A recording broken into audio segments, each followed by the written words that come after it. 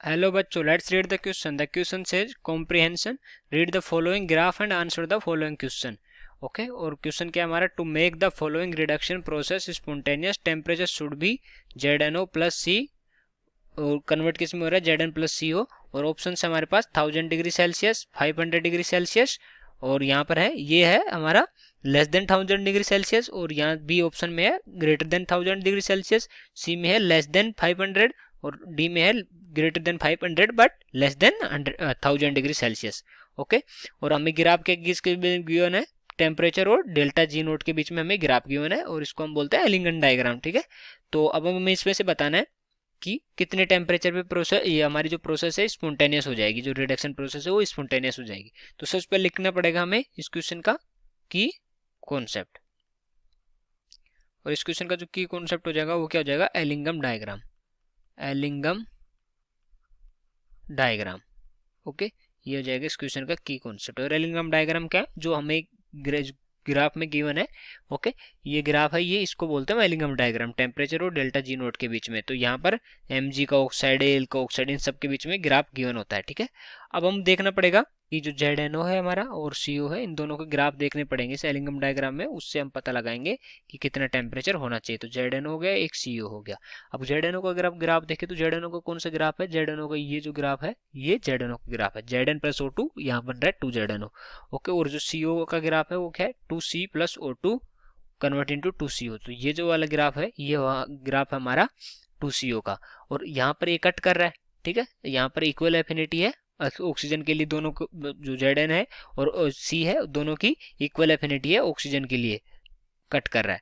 और इसके ऊपर की अगर हम बात करें तो और ये जो टेम्परेचर है ये कितना टेम्परेचर, ये 1000 डिग्री सेल्सियस है, यहाँ पर है जो ये क्या है 1000 degree Celsius. Okay, 1000 degree Celsius. तो अगर हम लिखना चाहें कि अबो 1000 डिग्री सेल्सियस क्या होगा, अबो 1000 डिग्री सेल्सियस, जो ZnO का ग्राफ है, ये जो ZnO ग्राफ वो तो ऊपर जा रहा है, तो ZnO का ग्राफ 1000 डिग्री सेल्सियस के बाद ऊपर है, तो ZnO in the graph is ZnO in the graph is is above CO graph, is above CO graph.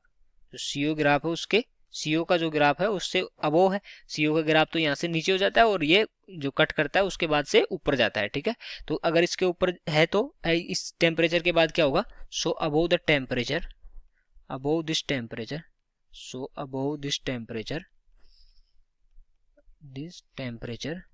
मतलब टेम्परेचर कितना है 1000 डिग्री सेल्सियस है, तो 1000 डिग्री सेल्सियस के बाद क्या होगा, द डिफरेंस बिटवीन, तो यहाँ से बाद में क्या होगा, अगर हम इन दोनों का डिफरेंस लेते हैं, इनकी जो डेल्टा जी है मतलब जो गिब्स फ्री एनर्जी है, इन दोनों का डिफरेंस लेंगे 1000 डिग्री सेल्सियस के बाद, तो क्या आएगा, नेगेटिव आएगा, क्योंकि ZnO का ग्राफ ऊपर है और यहाँ पर ये CO का ग्राफ नीचे है, दोनों की गिब्स फ्री एनर्जी का वैल्यू कितनी आएगी, नेगेटिव में आएगी।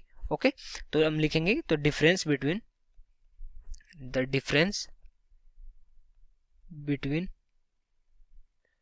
difference between the free energy of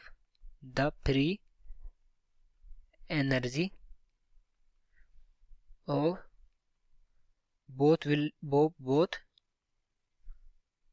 be negative,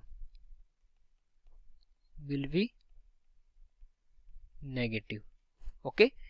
और अगर नेगेटिव है, अगर हम डेल्टा जी हमारी जगह नेगेटिव होती है, लेस देन जीरो होती है, तो वो रिएक्शन क्या होती है, वो स्पॉन्टेनियस रिएक्शन होती है। ओके, डेल्टा जी को स्पॉन्टेनियस रिएक्शन होने के लिए डेल्टा जी को हमें लेस देन जीरो करना पड़ता है, तो स्पॉन्टेनियस रिएक्शन होगी। स्पॉन्टेनियस मतलब जो रिएक्शन खुद ही हो जाए उसको बोलते हैं हम स्पॉन्टेनियस रिएक्शन। तो जो हमारी ZnO से C, ZnO प्लस C और आगे क्या हो रहा है Zn प्लस CO। ओके, तो ये जो रिएक्शन होगी ये स्पॉन्टेनियस रिएक्शन होगी, मतलब ये अपने आप होगी ये रिएक्शन। और दूसरा अगर हम देखें तो जिसका भी ग्राफ कट करने के बाद जिसका ग्राफ ऊपर होगा वो कैसे बिहेव करेगा, वो ऑक्सीडाइजिंग एजेंट की तरह बिहेव करेगा, ऑक्सीडाइजिंग एजेंट। तो यहाँ ग्राफ किसका ऊपर है, ZnO के ऊपर है, तो ZnO किसकी तरह बिहेव करेगा, ऑक्सीडाइजिंग एजेंट। और हम यहाँ देख सकते हैं ZnO प्लस C में Zn प्लस CO हो रहा है, तो यहाँ पर क्या हो रहा है, साफ साफ ZnO का रिडक्शन हो रहा है और C का ऑक्सीडेशन हो रहा है। और ऑक्सीडाइजिंग एजेंट क्या करता है, दूसरों को ऑक्सीडेशन करता है और खुद का रिडक्शन हो जाता है, तो यहाँ भी सेम ही हो रहा है। तो मतलब रिएक्शन क्या होगी, स्पॉन्टेनियस होगी, मतलब खुद से हो रही है रिएक्शन अब स्पॉन्टेनियस। ओके, तो इसके जो 1000 डिग्री सेल्सियस के बाद रिएक्शन क्या हो जाएगी, स्पॉन्टेनियस हो जाएगी। तो कौन सा ऑप्शन हमारा करेक्ट हो जाएगा, अबव 1000 डिग्री सेल्सियस, ये करेक्ट हो जाएगा। So I hope you understood it well, best of luck.